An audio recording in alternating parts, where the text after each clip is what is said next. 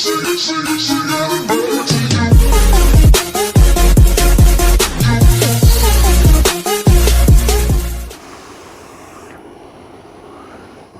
up, guys? It's Demented Caliber here. So I'm coming to talk about why I actually got the iPhone 6 instead of staying with my 5S. And it's really simple, honestly. I wanted a bigger phone, for one. And for two, at the price that I got my iPhone 6 at, wasn't really that bad. Without everything I've done to get this phone, it would have been around $450, but they were having a promotion, like you get a new number and you can get it for like $225. So I was like, I'm gonna jump on that. Another reason why I got the iPhone 6 instead of staying with my 5, well, the 5 only has 16 gigabytes of storage.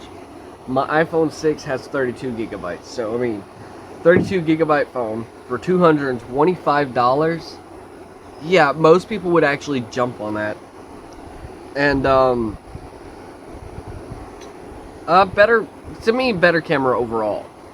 I see a lot of comparisons on YouTube between the 5S and the 6, and you know, a lot of people will say that, oh, the 5S camera is better. Well, it all depends on the area you're in and your lighting. These subtle changes in lighting can actually make a difference. Like the sun can go behind clouds, or it can be a cloudy day, and you know, it really all boils down to getting everything accurate and doing it the same way you did before, holding it at the same angles with the same lighting. That's why camera tests, when it comes to photos, it doesn't really work out that well. And then you have to take a look at, yeah, they're two different models of iPhones, so their exposure settings are going to be a little bit different. And one could have a higher contrast ratio, the other one could have a lower. There's just so much that goes into this. And I'm actually going to do a separate video testing these two cameras, because this video is obviously going to be rendered at 1080p at 30 frames a second, while yeah, we'll go ahead and do those separately. Or no, I'll just go ahead and throw them in this video. I ain't got nothing better to do today, so editing, this stuff doesn't bother me. I mean, obviously I got to put those into a file or video converter, convert them to MP4, but yeah, that's not a big issue to me. I'll just be spending a lot more time editing my videos than what I normally would if I just use this phone right here.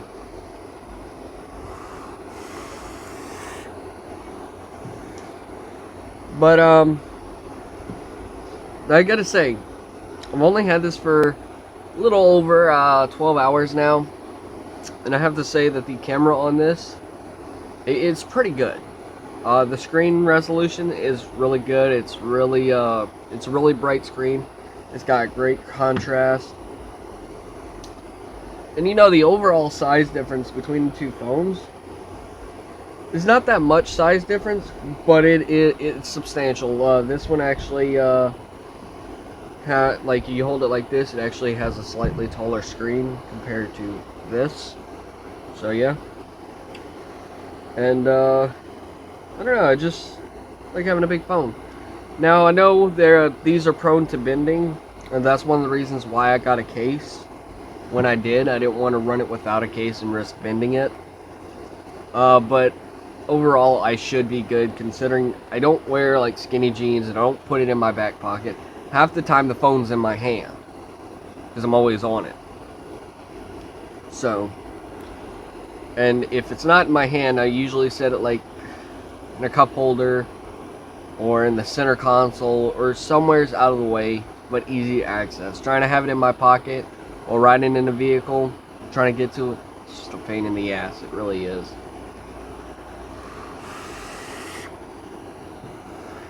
Not to mention, I use my phone for music, so it's like my iPod as well, so I got to keep it out for when I'm in the Mustang, or I'm in the this truck right here, because it has Bluetooth.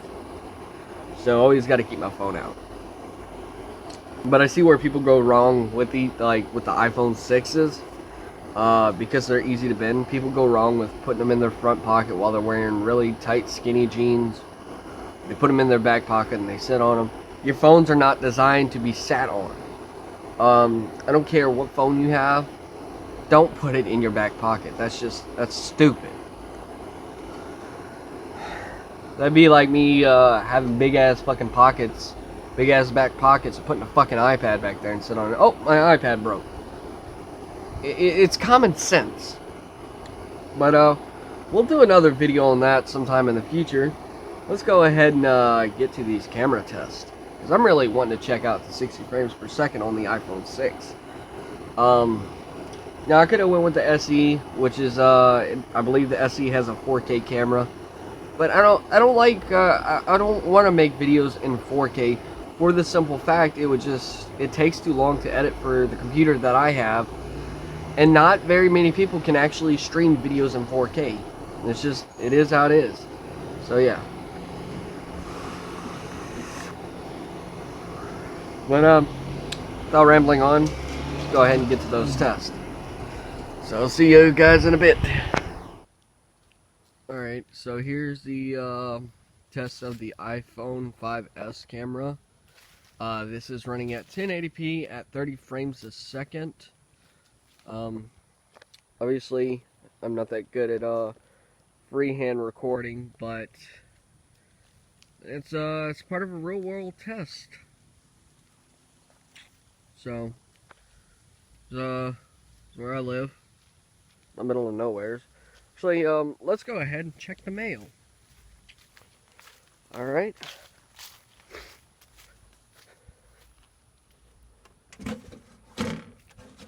So, what do we got? Oh, Harbor Freight. Anything else? Nope. Alright. So, that concludes the test of the iPhone 5S video camera. So,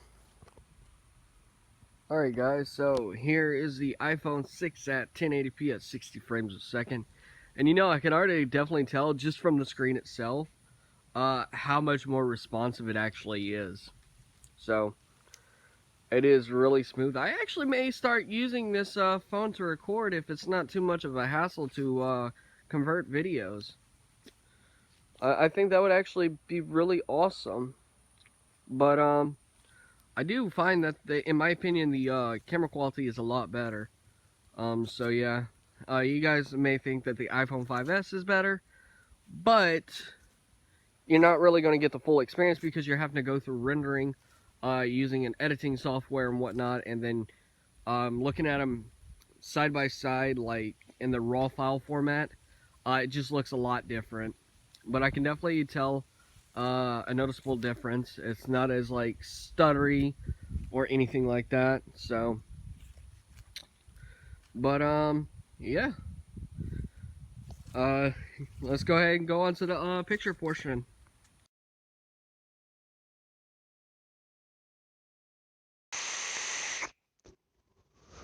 Alright, so what can we conclude from these tests? Well, all in all, you're comparing apples to oranges, really, because you're comparing a $400 smartphone to a $150 smartphone. And so what if the iPhone 5S is somehow better? It has a better camera, which in video portion it doesn't. 1080p at 30 frames a second. I actually just reviewed the video that I took on my 6. And I don't know, I'm just starting to love the 60 frames per second. Like, when I first started watching videos on my new laptop at 60 frames a second, it would kind of make me dizzy and kind of make me sick a little bit. Just because I was so used to actually watching videos at 30 frames a second on my Xbox, that it's just a new experience. But now that I'm watching more and more videos, I'm getting used to it, and I absolutely love it.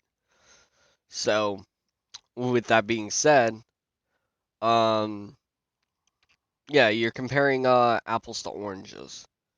It's in two different light spectrums.